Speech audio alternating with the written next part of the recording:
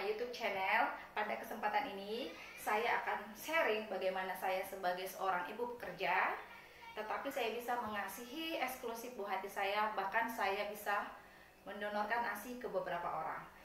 Nah, sebelum saya menjelaskannya, jangan lupa like dan subscribe ya. Well,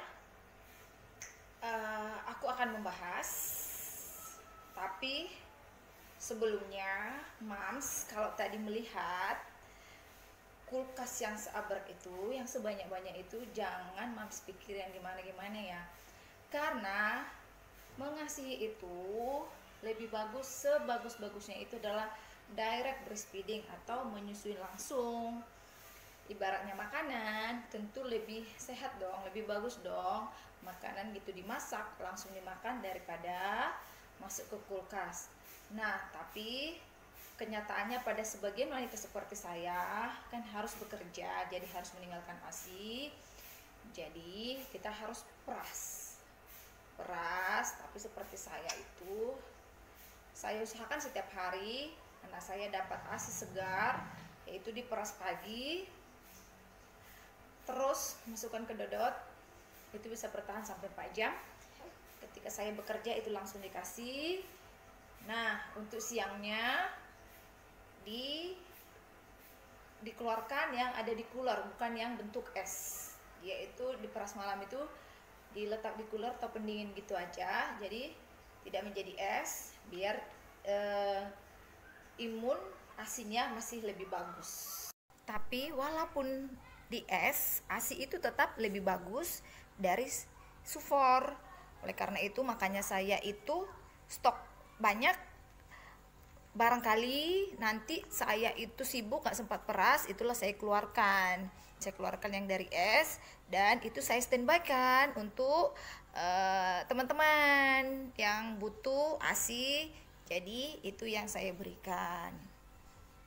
Jadi baiklah, saya akan menyampaikan nih rahasianya atau hal apa yang saya lakukan sehingga saya bisa menghasilkan ASI sebanyak-banyak itu. Yang paling utama adalah yakin bahwa payudara itu seperti saluran air, semakin dipompa semakin banyak. Itu yang saya yakin, itu kunci saya. Jadi ketika saya nanti pulang kerja, saya peras dulu payudara saya, keras-kerasnya saya peras, sakit sikit, tidak sesakit-sakit pada minggu pertama ketika mau ASI. Jadi tetap saya peras, nggak begitu sakit-sakitnya seperti yang dulu. Jadi peras, jadi biasanya itu dapat 200 sampai 400 ml. Setelah itu masukkan ke kulkas, itu untuk saya donor. Anak saya langsung saya nenenkan. Jadi ASI itu makin lancar, salurannya semakin lancar. Karena ASI itu sebanyak kebutuhan bayi, semakin kita pompa semakin banyak. Nah, cara memompanya seperti apa? Saya peras, memompanya itu pakai tangan peras. Seperti bentuknya seperti ini, tekan payudara ke dalam, pencet sampai habis. Dah, putar lagi sebelah sini, pencet sampai muncrat, pencet, putar lagi, putar sampai bawah gini susah, jadi ganti tangannya.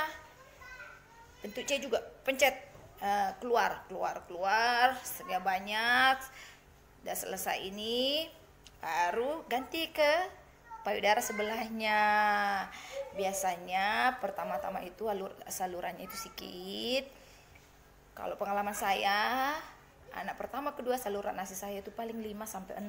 Nah, ini kuncinya anak ketiga ini kenapa bisa donor. Sekarang ada 2 anak saya donor. Saya lakukan massage payudara. Jadi setelah itu saluran ASI saya sampai 11 memang muncrat ya. Jadi caranya bagaimana?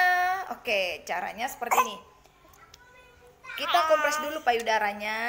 Kita kompres payudara kita sekitar 10 sampai 20 menit pakai air hangat. Oke. Kalau kita massage sendiri nih. Oke, kompres.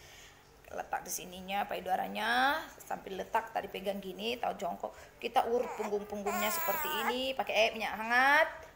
Punggungnya sudah selesai, belakang sampai belakang ini. Setelah itu kita urut payudaranya seperti jarum jam, putar sampai 10 kali. Sudah? Oke, baru dari atas ke bawah, atas sampai 10, bawah juga seperti itu sampai 10. Nanti akan terasa kalau ada seperti sumbatan-sumbatan. Tadi anak saya baru datang ya, ada gangguan sedikit. Nah, tadi kalau kita urut nanti payudara kita itu seperti ada sumbatan. Nah, itu kita makin tekan, pakai minyak hangat ya, makin tekan di situ, beri penekanan di situ biar nggak ada lagi sumbatannya. Sudah ini enak, lanjut ke payudara sebelahnya. Nah, mudah-mudahan pasti lancar ya. Itu yang saya lakukan memang ya. Anak yang ketiga itu yang saya lakukan, saya peras payudara, massage payudara, jadi memang mantap, terasa ya, bisa saya donor sebanyak-banyak itu. Oke Mams, sekian dulu sharing dari saya. Sekiranya Mams merasa ini bermanfaat, silakan tekan tombol sharing kepada Mams di luar sana.